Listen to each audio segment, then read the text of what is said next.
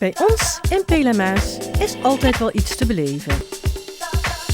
Als het nu gaat om lifestyle, het verenigingsleven of gezellige activiteiten, Pelamaas zit niet stil.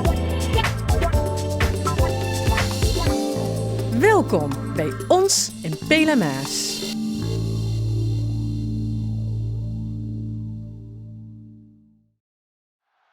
Voetballegende Johan Cruijff overleed vorige week.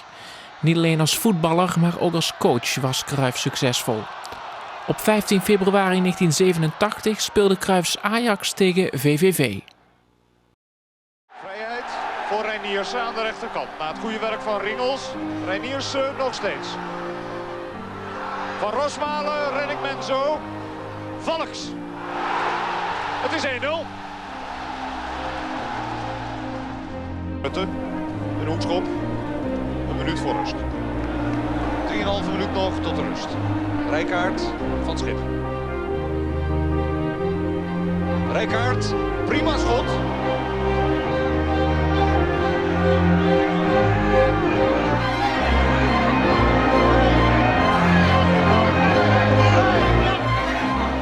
Niettemin was Rijkaard weer redelijk dichtbij, maar nu is het 3 aanvallers, 2 verdedigers. Balbezit Lammers tegenover Siloy.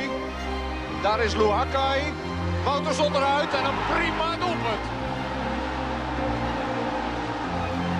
Remy Reiniersen van 11 meter tegen Stanley Menzo. 85e minuut. Geen excuses. Nee, geen enkel excuus. Zeer stom. Wat je dan op een gegeven moment gaat doen is zeggen, speel vanuit je positie. En ja, iedereen weet wat er ermee bedoeld wordt en wat dan moet gebeuren. Dan zou je nog zeg maar 0-0 kunnen spelen of misschien kan je dan verliezen. Maar gezien de eerste 25 minuten, waar dus op een gegeven moment wel een behoorlijke organisatie stond. Ze eigenlijk kansloos waren. Die kwamen niet eens over de helft. En dan zag je toch wel een paar kleine foutjes erin komen die op een gegeven moment steeds groter werden. Wat ga je nou doen de komende week? Nou, het bord er maar weer bij halen.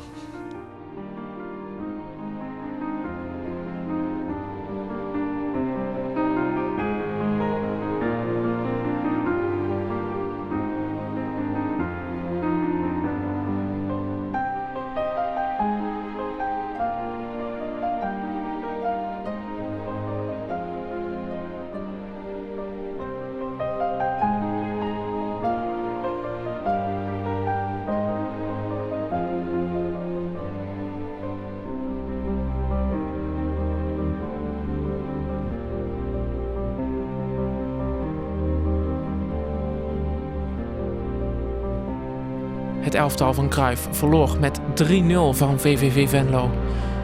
Johan Cruijff stierf vorige week donderdag. Hij werd 68 jaar.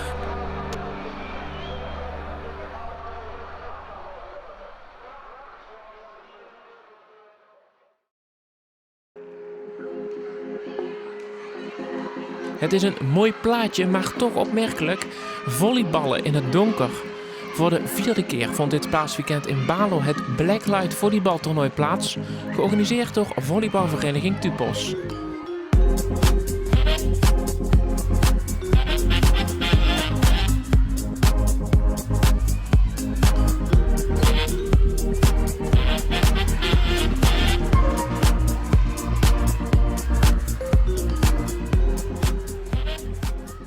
Tussen 2016 en 2011 is er een belke opgeworpen door een toenmalige speelster binnen de club met een aantal studenten. Van wie willen als stageopdracht misschien wel in Tupos een blacklight volleybal brengen. Is dat een idee? Ja, wie je als activiteitscommissie, als organisatie, heeft zoiets van, wat is dat? Uiteindelijk hebben we ons verdiept en ja, wij echt hier op korte termijn zoiets van wauw, dit is het. Dit is dus unieks waar we ons komende team mee kunnen profileren, waar we iets mee kennen. We hebben een netwerk van bedrijven, en dorp en ja, dat was 1 en 1 is 2. Dus uiteindelijk zijn we aan de gang gegaan en hebben we in 2012 de eerste editie van Blacklight Volleybal georganiseerd op Ierse Paasdag.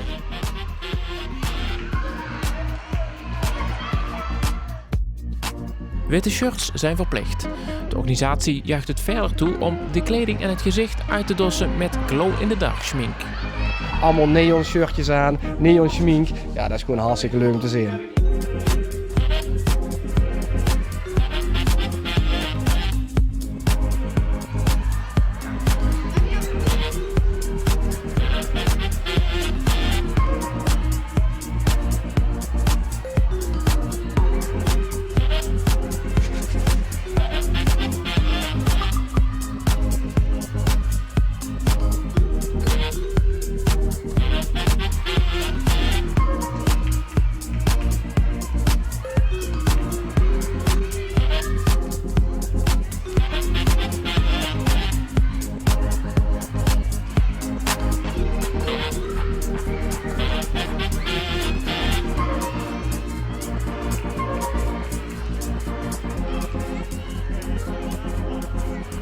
zaterdag volleybalden volleyballers in de leeftijd van 10 tot en met 16 jaar. Op Eerste Paasdag was er een recreatief toernooi.